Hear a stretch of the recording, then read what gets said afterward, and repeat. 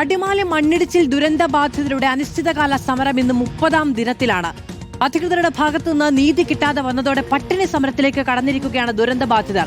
അടിമാലി പഞ്ചായത്ത് ഓഫീസിന് മുന്നിലാണ് സമരം തുടരുന്നത്. പ്രായമായവരും കുട്ടികളും ഗർഭിണിയും അടക്കം പട്ടിണി സമരത്തിലാണ്. കഴിഞ്ഞ വർഷം കുമ്പൻപാറയിലുണ്ടായ മണ്ണിടിച്ചിലിൽ പുനരധിവാസം സാധ്യമാകാത്തതിനെതിരെയാണ് സമരം ചെയ്യുന്നത്. രാഹുൽ സുരേഷ് തയ്യാറാക്കിയ റിപ്പോർട്ട് കാണാം. അടിമാലി മണ്ണിടിച്ചിൽ ദുരന്ത ബാധിതരുടെ അനിശ്ചിതകാല സമരം ഇന്നിപ്പോൾ 30ാം ദിവസത്തിലേക്ക് കടന്നിരിക്കുകയാണ്.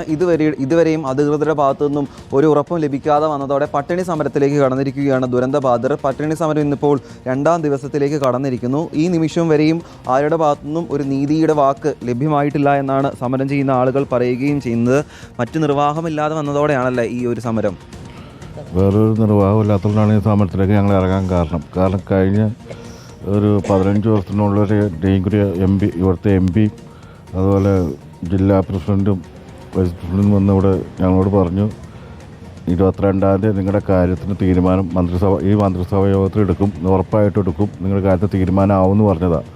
പിന്നെ ഇതുവരെയായിട്ടൊരു തീരുമാനം എടുക്കാത്ത സാഹചര്യത്തിലാണ് ഞങ്ങൾ പട്ടിണി സമരത്തിലേക്ക് മാറിയത്.